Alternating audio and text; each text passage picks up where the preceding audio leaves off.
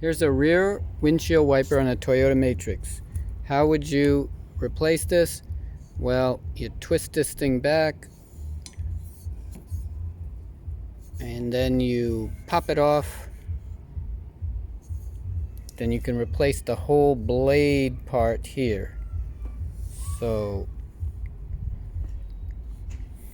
it's hard to do with one hand, but you twist this thing. And the key to this is, what if you don't have the blade?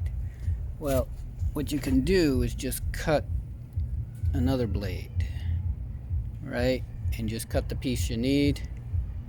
Just use a vice grips and you can just cut a piece like this and then just slide it in. This is the old one, and then you can slide it back in.